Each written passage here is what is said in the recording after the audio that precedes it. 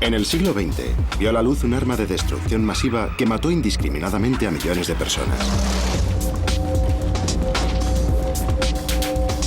Este arma estaba en manos de la gente corriente.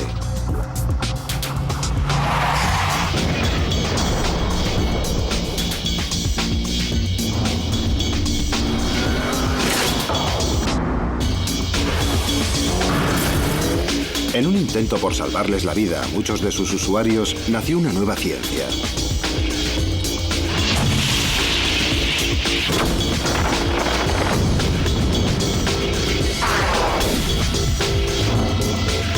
Sus pioneros eran unos pocos inconformistas que aprendieron de medio siglo de errores y malentendidos y revolucionaron la industria del automóvil.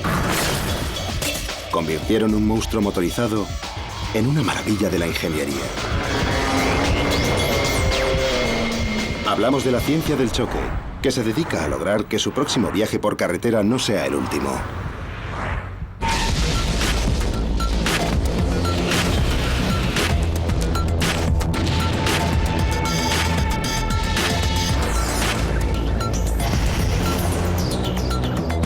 La ciencia del choque.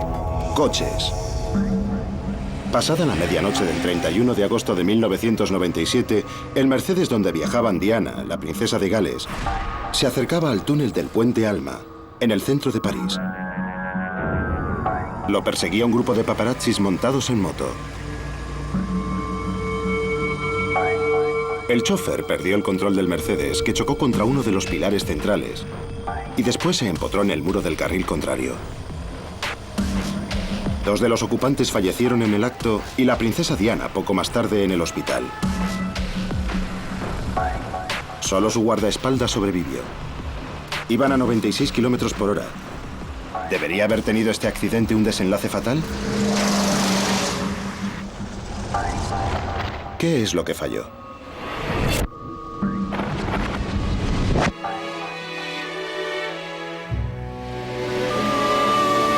Se estima que en todo el mundo mueren más de 3.000 personas al día en accidentes de tráfico.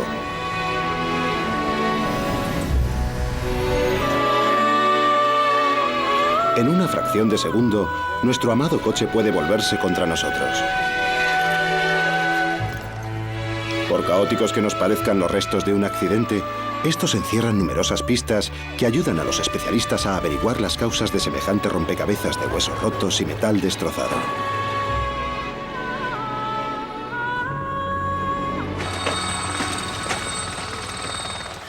Vemos traumatismos causados por caídas, agresiones, quemaduras, pero las peores heridas con diferencia son las que causan los accidentes de tráfico. Las heridas más preocupantes son las del pecho, las que se localizan entre el abdomen y la pelvis, y las de la cabeza. Tras un accidente grave, los médicos no son los profesionales que intervienen. Además de los servicios de emergencia, muchas veces llegan hasta el coche siniestrado los equipos de investigación de los fabricantes. Quieren saber cómo han funcionado los sistemas de seguridad y si los pasajeros están heridos. Después, los restos se traen aquí, al desguace. Somos conscientes de que en cualquier momento podríamos sufrir un desastre. Todas estas personas iban conduciendo tan contentas porque creían ser los mejores conductores del mundo. Los investigadores de las empresas de automoción analizan los datos de 1000 accidentes de coche para mejorar la resistencia de sus vehículos. La seguridad es una cuestión prioritaria tanto para los diseñadores como para los publicistas del sector. Así que los pasajeros deberían estar más seguros que nunca. Sin embargo, mientras siga habiendo accidentes, se seguirá haciendo hincapié en la seguridad. Los principales responsables de esta son los ejecutivos de las empresas de automoción, los científicos, los publicistas y, por supuesto, los conductores. Cada vez que salimos de viaje, muchos nos olvidamos de esta ciencia pionera.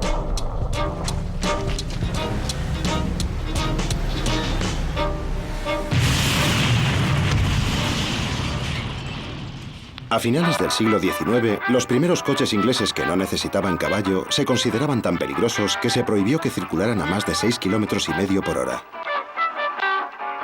Es sorprendente cuánto les preocupaba a los británicos la seguridad, tanto que crearon extraños inventos como esta red diseñada para recoger a los transeúntes.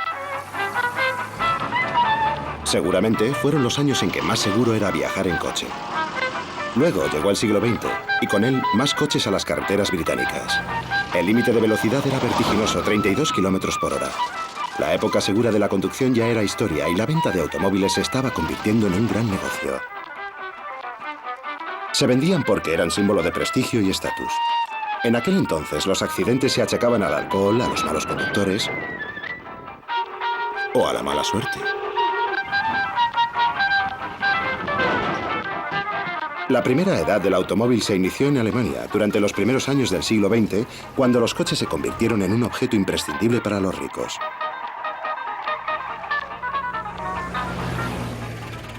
Se fabricaban con poco más que unas hojas de metal clavadas y atornilladas a una estructura de madera y carecía de cosas tan básicas como intermitentes y limpiaparabrisas.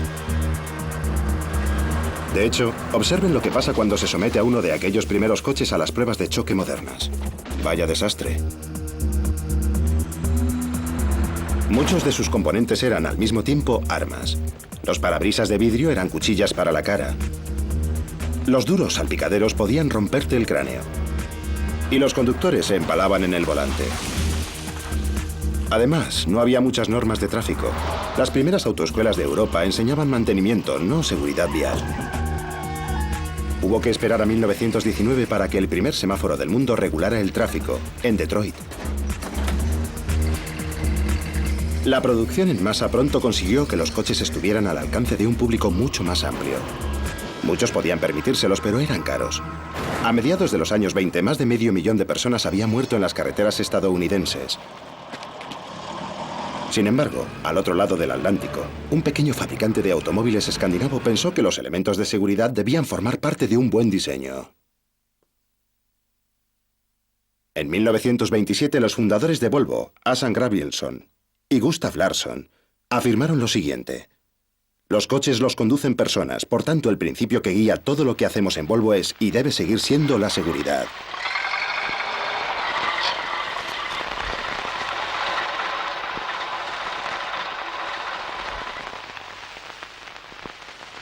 Se centraron en un componente del diseño, el que más heridas causaba.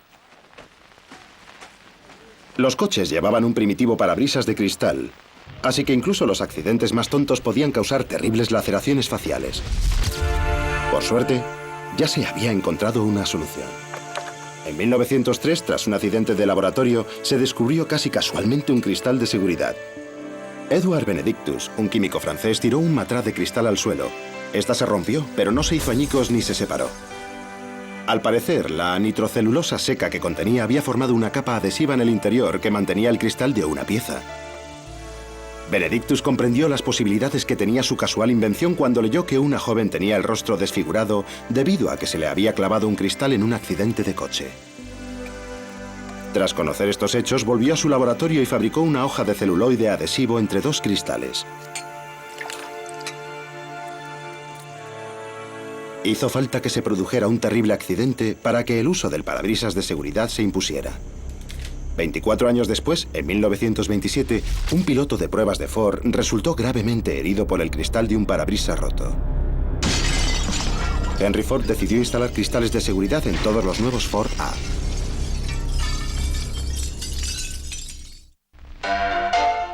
En 1918, tras el fin de la Primera Guerra Mundial, Estados Unidos se convirtió en el primer productor de automóviles. Contaba con la técnica, los recursos naturales y con la riqueza económica necesaria para fabricar coches en masa. Pero en 1929, el crack bursátil estuvo a punto de acabar con la industria del automóvil. Los fabricantes necesitaban urgentemente una nueva estrategia comercial. Los imponentes diseños servían para olvidarse de la depresión y el coche era símbolo de la prosperidad futura.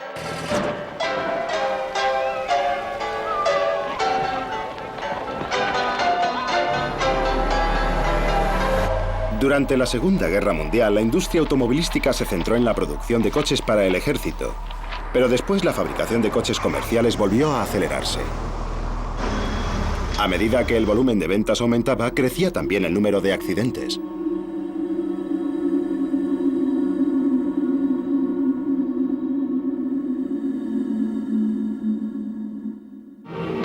En los años 50, el número anual de víctimas había ascendido a decenas de miles. Por eso todos empezaron a preocuparse por la seguridad. Se crearon las primeras campañas para concienciar a los conductores de los peligros de la velocidad. Los publicistas volvieron la vista a Hollywood y contrataron al joven James Dean, que además de actor era un piloto de carreras de éxito, para que trasladara el mensaje a todos los hogares. ¿Puedes darles algún consejo especial a los jóvenes conductores? Conducid con precaución. Puede que la vida que salvéis sea la mía. Por irónico que parezca, en 1955, poco después de que se emitiera este anuncio, James Dean sufrió un accidente de tráfico. Iba con Rolf Buderich, su mecánico, a correr una carrera en Salinas, en California. Viajaban a toda velocidad por la carretera 466 en el nuevo coche de James, un Porsche Spyder. Llegaron a un cruce y chocaron contra un Ford Coupé que viajaba en dirección contraria.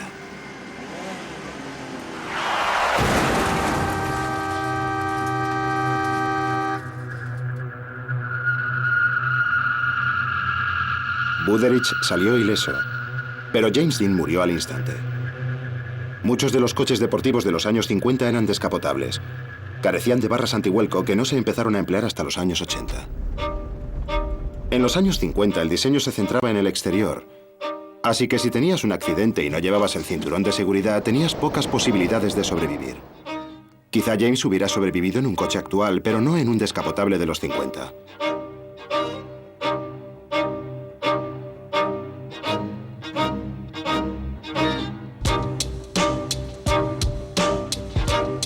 A pesar de que solo rodó 3 largometrajes, su prematura desaparición lo convirtió en leyenda. Por otro lado, los restos de su coche fueron de gira. La leyenda también formaba parte de la estadística. Llegaron los años 60 y las nuevas autopistas cambiaron el mundo de la automoción. En todas ellas podías encontrar gasolina, comida y alojamiento, y Estados Unidos se echó a la carretera.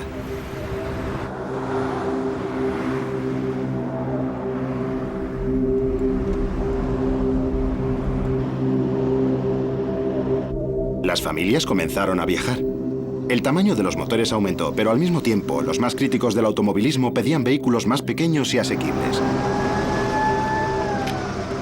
Como cada vez más familias tenían coche, la seguridad empezó a preocupar a la sociedad.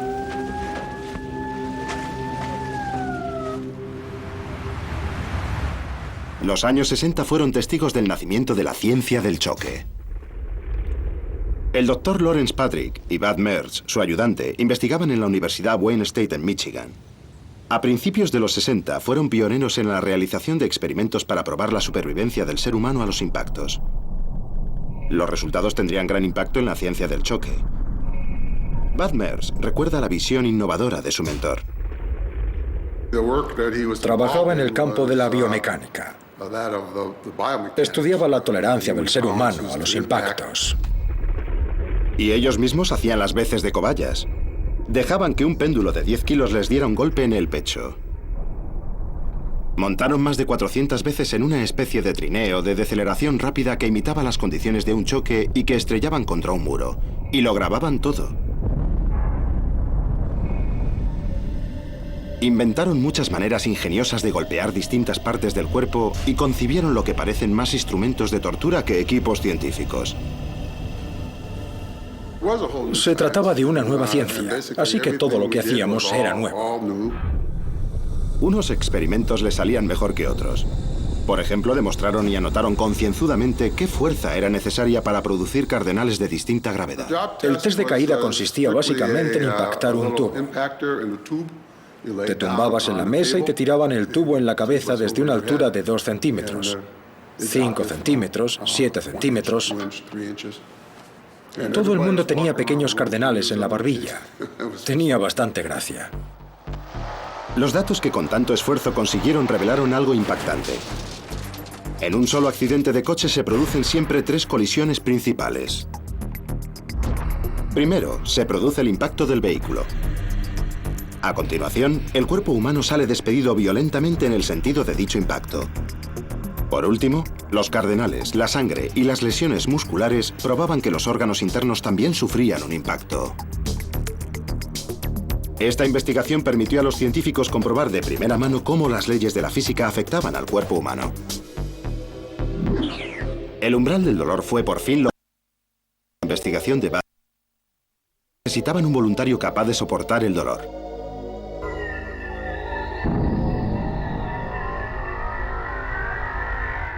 Si vivías y morías cerca de la Universidad de Wayne a mediados de los 60 y donabas tu cuerpo a la ciencia, tu cadáver podía acabar en el laboratorio de pruebas de choque.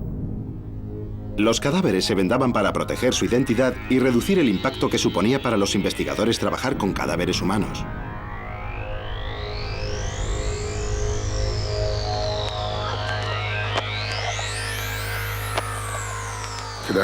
Los cadáveres los utilizaban los estudiantes de medicina, así que nosotros podíamos usarlos para comprobar cosas como qué fuerza soporta un hueso antes de romperse. Sin embargo, hasta los muertos tenían sus límites. Uno de los problemas que teníamos era la avanzada edad de los fallecidos. Con la edad, la fuerza del hueso varía. Nosotros teníamos que tenerlo en cuenta. El programa de pruebas de choque con cadáveres tuvo una vida corta, si se me permite la expresión. Era truculento, se perdía tiempo vendando los cuerpos y cada cadáver podía emplearse solo 1 o 2 veces. La ciencia necesitaba un doble del cuerpo humano más resistente. Los primeros muñecos sintéticos eran poco más que maniquíes de escaparate que tenían tan malas costumbres como fumar. No proporcionaban datos reales ni detalles de las heridas que sufría un ser humano. No obstante, sí que aportaban algunas valiosas pistas de su aguante. El nacimiento de los muñecos para pruebas de choque supuso un gran adelanto en la ciencia de la seguridad automovilística.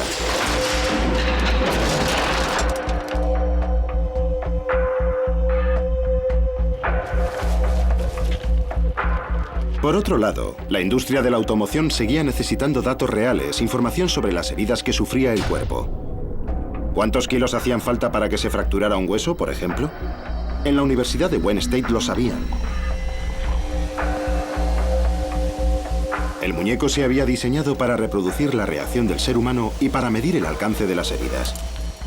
Tenía el peso medio de un hombre adulto y algunas articulaciones bastante realistas. Después se les añadió una estructura pélvica y una columna vertebral flexible.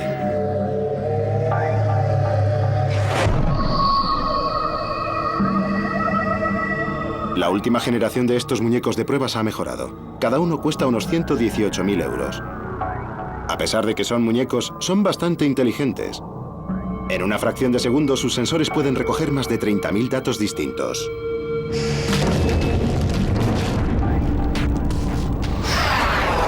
Los científicos los estrellan, los golpean y los maltratan de cientos de maneras distintas. Sin embargo, la aportación más valiosa de los muñecos para pruebas de choque fue dejar claro lo esencial que era uno de los elementos de seguridad más importantes de la historia del coche. Y también el más olvidado. En los años 30, varios físicos estadounidenses colocaron en sus vehículos cinturones de seguridad y pidieron a los fabricantes que los imitaran. Pero en aquel entonces se pensaba que el cinturón solo era necesario en los coches de carreras. En los años 50 se había convertido en un mito. Los rumores de los peligros que entrañaban los cinturones de seguridad generaron muchas protestas entre la opinión pública. Los conductores aducían que si el coche ardía o se hundía en el agua, el cinturón podría convertirse en una trampa mortal. Se pensaba que era mejor salir volando del coche que quedarse atado dentro. La realidad era que a los conductores no les gustaba ponérselo y buscaban cualquier excusa para no hacerlo. Además, eran pocos los fabricantes de automóviles que colocaban cinturones de seguridad, entre los que lo hacían. Volvo fue indiscutiblemente la empresa pionera. Sus especialistas en la ciencia del choque ya habían descubierto que el cinturón que se ataba en el regazo era insuficiente porque no protegía la cabeza en caso de colisión. Habían desarrollado un cinturón que cruzaba el pecho en diagonal. Este evitaba las heridas de la cabeza, pero aún tenía graves fallos. Durante la colisión, el cuerpo podía deslizarse hacia abajo de modo que el cinturón se quedaba en el cuello y causaba grandes heridas, incluso la decapitación. Por esa razón, Volvo volvió a la mesa de diseño e ideó un cinturón de 3 puntos que agarraba el hombro y la cintura. Este cinturón iba firmemente anclado a la carrocería del coche y funcionaba porque sujetaba las partes más fuertes del cuerpo, las caderas y el pecho. Actualmente el modelo estándar, el cinturón de seguridad de 3 puntos de Volvo que se patentó en 1958, es el elemento de seguridad más efectivo del vehículo. Llegaron los años 70 y la empresa de automoción más importante del mundo seguía haciendo oídos sordos y no solo al tema de los cinturones de seguridad. A pesar de los resultados de la investigación, los elementos de seguridad no vendían, por lo que los fabricantes no los instalaban. Además, la opinión pública ignoraba las estadísticas que afirmaban que sus coches eran asesinos. La publicidad se centraba en el estilo y las prestaciones. En rojo con neumáticos dobles. ¿Tienes otro coche en la cabeza? ¿Quién eres? Quizá los asientos traseros opcionales, el volante y el aire acondicionado le ayuden a identificarme. ¿Eres el aventurero del Dodge? En persona. Vamos, nena, tenemos tiempo para dar una vuelta. Entonces, un abogado licenciado en Derecho en Princeton y Harvard solicitó al gobierno que legislara esta industria. Ralph Nader se convirtió en activista y candidato a la presidencia. Se oponía al poder que ostentaban las grandes empresas. El coche más peligroso del mercado y uno de los más vendidos de Estados Unidos. En 1965, Nader publicó un polémico libro que inauguraría un cuarto de siglo de controversia. Se titulaba Unsafe at Any Speed, inseguro a cualquier velocidad. En él se afirmaba que la General Motors estaba produciendo vehículos peligrosos y que ignoraba los resultados de las investigaciones sobre seguridad. Es más probable que sufras heridas mortales en un accidente si conduces este coche que si llevas cualquier otro de los que se comercializan en este país. General Motors contrató a un equipo para que investigara a Nader. Este, por su parte, demandó a la empresa por un delito contra la intimidad y recibió $425.000, unos 330.000 euros, tras llegar a un acuerdo fuera de los juzgados. Por fin, en 1966, basándose en las investigaciones llevadas a cabo por fabricantes y científicos, el Congreso de Estados Unidos aprobó las primeras leyes de seguridad vial del país. Son las leyes estadounidenses que más se preocupan por la seguridad en el vehículo hasta la fecha. Introdujeron mejoras básicas como el reposacabezas, el volante que absorbe energía y, lo más importante, la instalación obligatoria del cinturón de seguridad. Uno de los fabricantes recibió grandes críticas, pues al parecer anteponía los beneficios a la seguridad. Ford tenía que hacer frente a la competencia de Volkswagen y de varias empresas japonesas que vendían utilitarios en Estados Unidos. Normalmente se tarda 4 años en diseñar un modelo nuevo, pero Ford solo tardó 2 en empezar a producir el Pinto.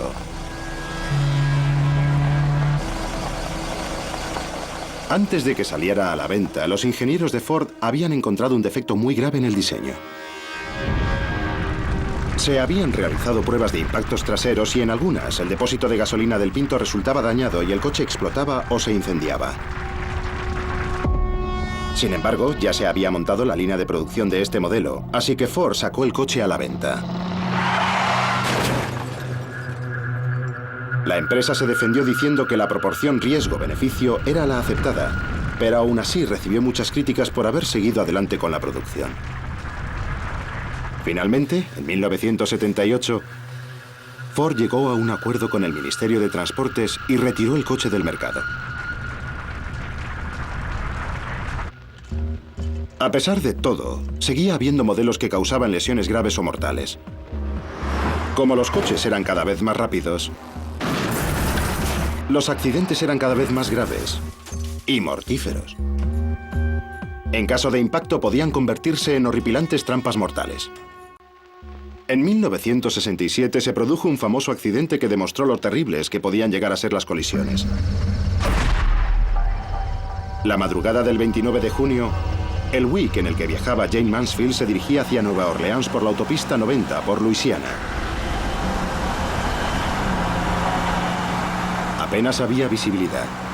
Y alrededor de las 4:07, el Buick colisionó contra un camión que viajaba a escasa velocidad. La parte delantera del vehículo se empotró en los bajos del camión. El techo se rasgó y los 3 ocupantes del asiento delantero murieron.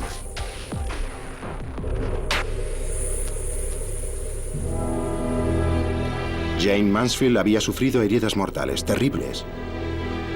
El camión le había rebanado la parte superior del cráneo. Jane habría tenido más posibilidades de sobrevivir en un coche moderno porque ahora la estructura del coche se diseña para ser una jaula de seguridad que desvía las fuerzas que impactan en ella. Por otro lado, se había cometido una gran equivocación. Pensaba que cuanto más seguro era. Pero las lesiones que habían sufrido los accidentados durante décadas demostraron claramente lo contrario.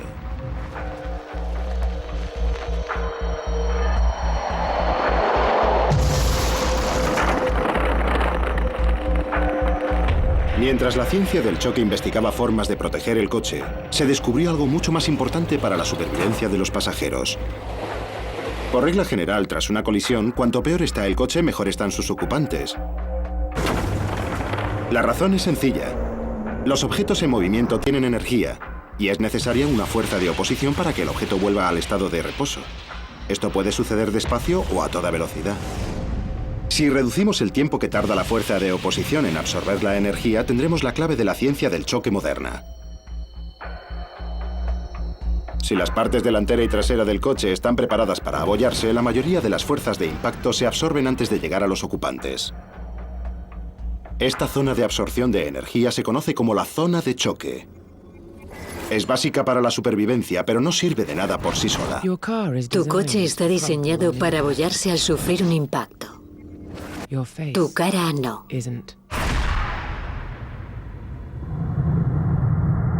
Si no van sujetos, los ocupantes del vehículo tendrán su propia masa y su propia energía. El problema era que, a pesar de que ya se instalaban cinturones de seguridad, nadie los usaba.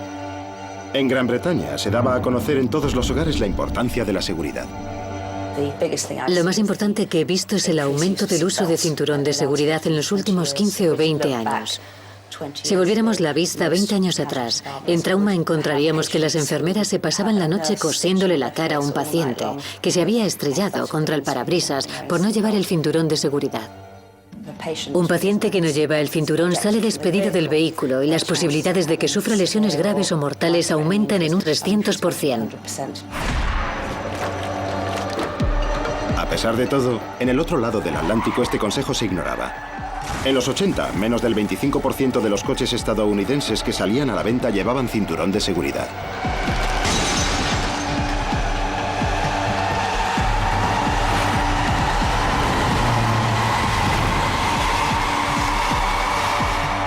Por eso se intentó concienciar a la opinión pública mediante nuevas leyes y campañas publicitarias, aunque los anuncios estadounidenses eran menos escalofriantes que los británicos.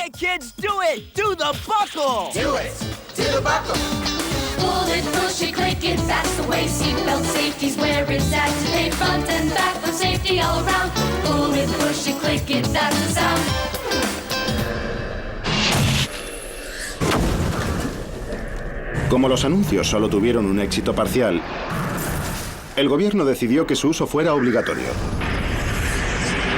Los científicos volvieron a ponerse a diseñar. Debían crear un elemento que sujetara a los ocupantes del vehículo en sus asientos tanto si querían como si no, un elemento que los usuarios no pudieran controlar. Había comenzado la carrera para desarrollar el airbag, que por entonces se consideró la mejor de las sujeciones pasivas. El airbag se había inventado en los años 50 e incluso se instaló en un modelo en los 70.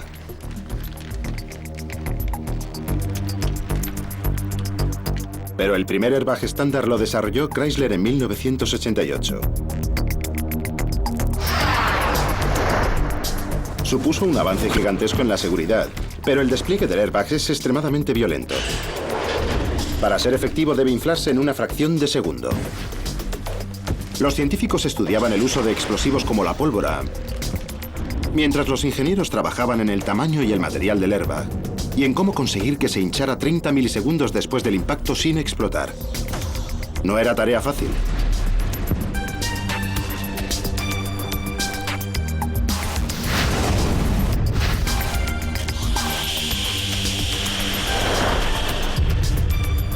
Finalmente, Chrysler logró que funcionara. Incorporó una bolsa de fino nylon en el volante o en el salpicadero. Durante una colisión, la fuerza de inflado es equivalente al choque a 25 km/h contra un muro de ladrillo. La ignición de un propelente sólido rápido crea una expansión de gas que infla el airbag y lo saca de su escondite a más de 320 kilómetros por hora. Desde que se instalaron, los airbags salvan 1.500 vidas al año. Sin embargo, el airbag también tiene un lado oscuro que estaba a punto de conocerse.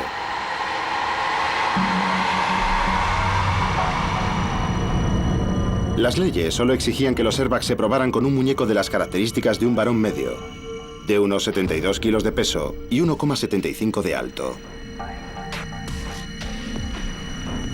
Los expertos en la ciencia del choque estaban a punto de averiguar que los airbags se olvidaban de la población de riesgo más vulnerable.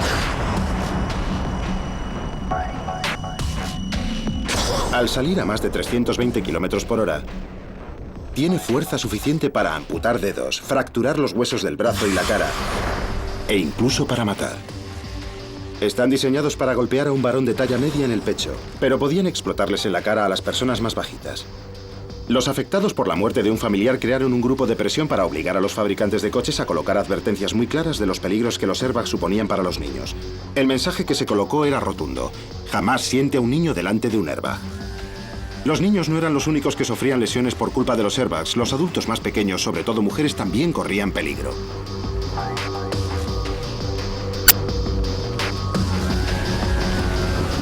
Ahora, los científicos han encontrado una solución. Se coloca un sistema automático que pesa y mide al pasajero y después ajusta la presión de despliegue del airbag. La mejor manera de valorar los elementos de seguridad es la prueba de choque. 5, 4, 3, 2, 1.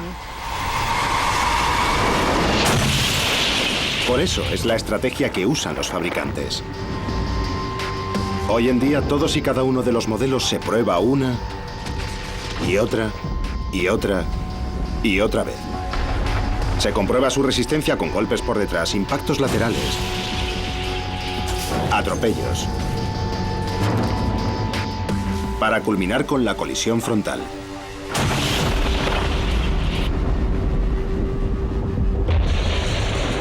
Cada prueba cuesta más de 78.000 euros. Aquí, en la sede para la seguridad de Volvo, en Suecia, los científicos estrellan más de 400 coches al año. Cada uno de los coches siniestrados se analiza después meticulosamente y se guarda en un depósito.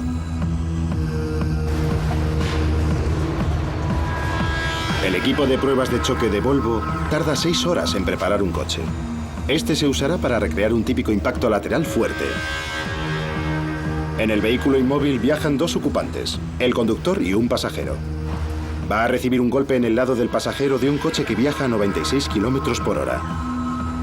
Se montan dentro y alrededor del coche 20 cámaras de alta velocidad que ruedan a 3.000 fotogramas por segundo.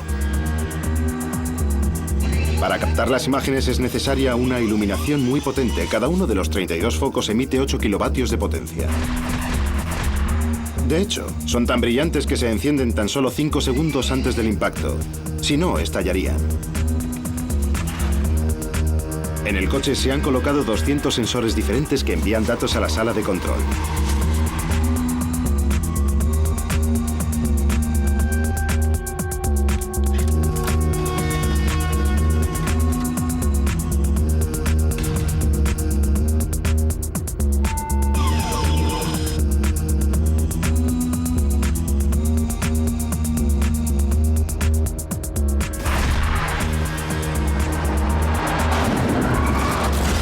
Se puede tardar 6 horas en preparar un coche para una prueba como esta, pero la colisión solo dura un abrir y cerrar de ojos, en concreto 300 milisegundos. Después, los datos se analizan durante 3 semanas enteras.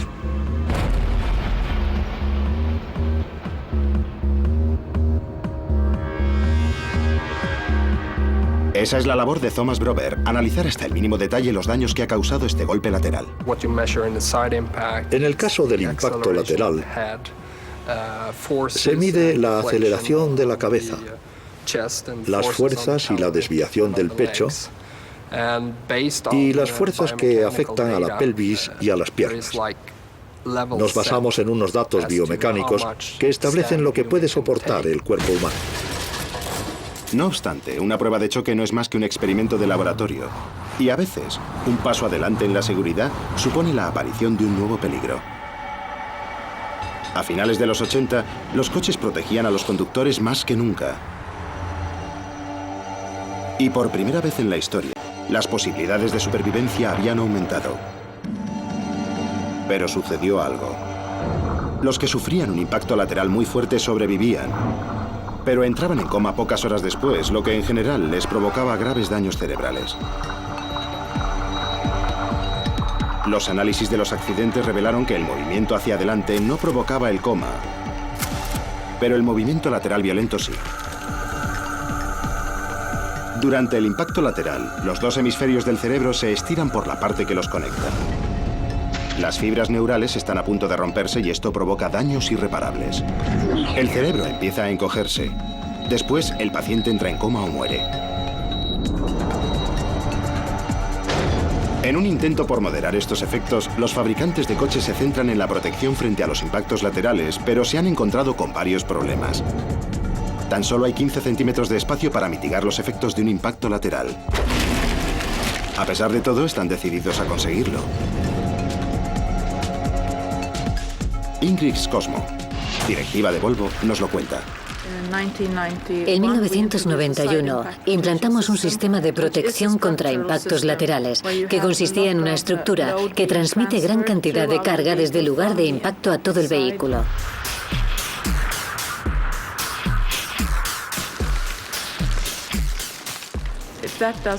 Por si no era suficiente, en 1994 Volvo añadió un airbag lateral en el asiento que protegía el pecho. Aún nos quedaba el tema de la cabeza, que también necesitaba protección. En 1998 creamos una especie de cortina hinchable que descendería del techo del vehículo. Este elemento apareció por primera vez en un coche Volvo. Desde 1998, todos los coches europeos nuevos deben pasar una prueba de choque lateral. Estos experimentos sobre los daños que causan los impactos son una manera de unir los datos del laboratorio con las situaciones reales a las que millones de conductores se enfrentan cada día.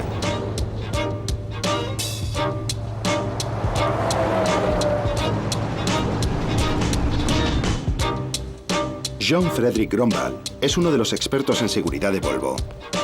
Está conectado vía ordenador 24 horas al día con los servicios de emergencia que acuden en caso de accidente de tráfico. Cuando ocurre un accidente de verdad, las ambulancias llegan enseguida. Y si uno de los coches implicados es un Volvo, se le notifica a John Frederick. Él decide si merece o no la pena enviar un equipo forense para recoger datos sobre el accidente. Si es así, el equipo se encarga de estudiar las condiciones de la carretera y de medirlo todo. A continuación, el coche se lleva al laboratorio para examinarlo más detalladamente. Este es un coche que ha sufrido un impacto bastante fuerte por un lado, un impacto lateral.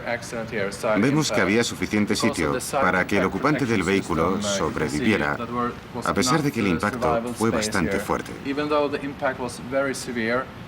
Tenemos unas piezas estructurales muy fuertes aquí que protegen la jaula de seguridad. En el interior, el asiento se ha movido hacia un lado, de modo que ha aumentado el espacio de supervivencia. Los datos que ha reunido su equipo de investigación sirven para completar los ordenadores que se dedican a las pruebas de choque y ayudarán a diseñar y modificar las pruebas que se realicen en el futuro. En el laboratorio tenemos a los muñecos de pruebas y en las situaciones reales seres humanos. Nuestro trabajo es relacionar las medidas que recogen los muñecos con las heridas reales. John Frederick y su equipo pueden coger los datos que llevan 50 años recopilando y gracias a este software recién creado pueden crear una prueba de choque virtual. Las simulaciones informáticas han hecho posible determinar cómo se comportará un vehículo en un accidente mucho más rápida y detalladamente. Entonces, teniendo en cuenta todos los resultados, ¿han llegado médicos, científicos y fabricantes de coches a alguna conclusión? ¿Cómo debería ser el coche seguro por antonomasia? De hecho, el descubrimiento más importante que han realizado es que, por regla general, los conductores no se preocupan. Por tanto, un error del conductor es el causante de la mayoría de los accidentes.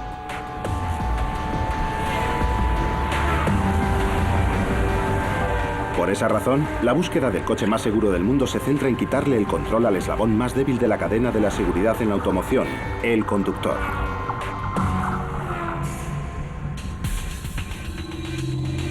Están a punto de ser testigos de hasta dónde han llegado las pruebas de seguridad. El conductor del coche señalado viaja por la autopista a 240 km por hora y tiene grandes dificultades. Roza la mediana de la derecha y pierde el control del coche. Milagrosamente, sale del coche, no solo con vida, sino ileso. No le debe la vida a la suerte, sino a la ciencia del choque.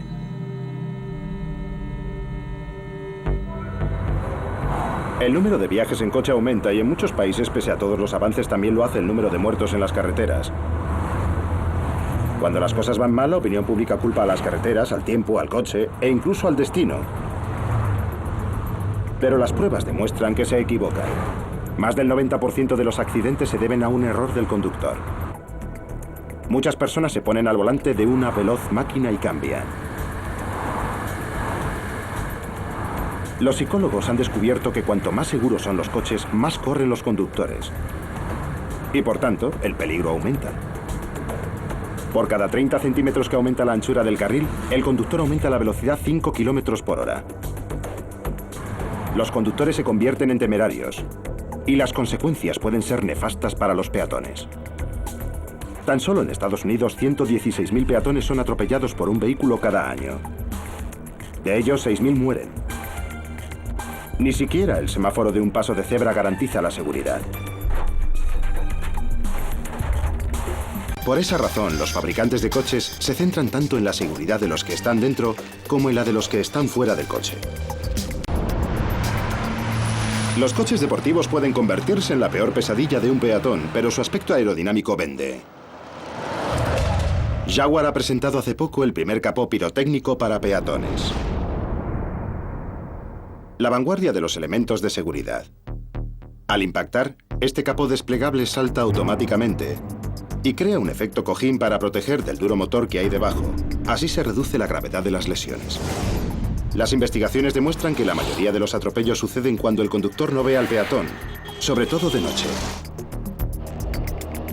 En respuesta a este problema, los científicos han desarrollado el primer sistema de visión nocturna inteligente del mundo. Este artilugio de alta tecnología utiliza cámaras de infrarrojos para detectar a los peatones que se cruzan en el camino del vehículo y avisa al conductor de antemano. Nos damos cuenta de que este tipo de sistemas destacan las limitaciones del conductor humano y por mucho que nos ayuden nuestros coches a reducir los accidentes, los humanos cometemos errores.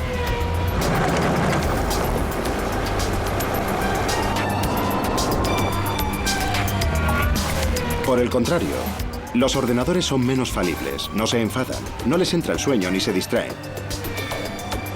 Y además, saben conducir. El término que ha acuñado la ciencia del choque para referirse a estos sistemas es seguridad activa. Luis Moreis, encargado de la seguridad de Chrysler, explica que la reacción de un ordenador ante un posible accidente es mucho más rápida que cualquier reacción humana. Contamos con unos 100 milisegundos, es decir, una décima de segundo para proteger a los ocupantes. Todas las sujeciones tienen que funcionar en ese lapso de tiempo.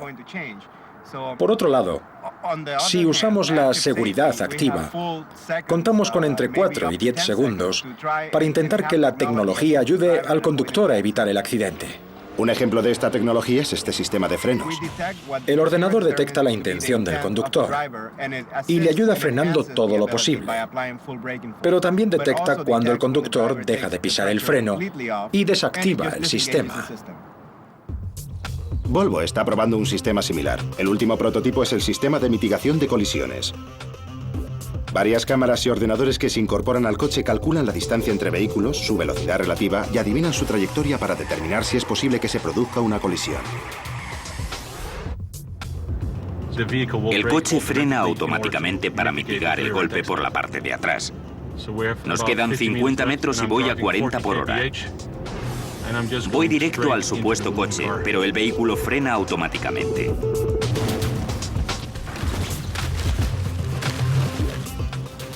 El choque se produce, pero como podéis ver, hemos reducido significativamente la velocidad del impacto. Esto quiere decir que cuando el coche prevé un impacto inminente, avisa al conductor. Y si el aviso no sirve de nada, asume el control y pega un frenazo. Otra de las debilidades humanas puede paliarse también gracias a la tecnología. Ahora los fabricantes están desarrollando un sistema de alarma para la somnolencia. Una serie de cámaras se instalan para vigilar nuestras constantes vitales y algunos aspectos como el número de parpadeos. Si el coche sospecha que el conductor se está quedando dormido, le echa una ráfaga de frío y luego activa una alarma. ¿Habrían contribuido todos estos elementos de seguridad a salvarle la vida a la princesa Diana? La policía francesa concluyó que el conductor del coche de Lady Di iba borracho. El examen forense del coche concluyó que no iba a más de 96 kilómetros por hora. Entonces, ¿por qué murió? Iba situada en el asiento trasero del coche, en la zona más alejada del impacto, así que era la que más posibilidades de sobrevivir tenía. Sin embargo, al igual que muchos de los millones de personas que han muerto en un accidente de coche, no llevaba el cinturón de seguridad puesto.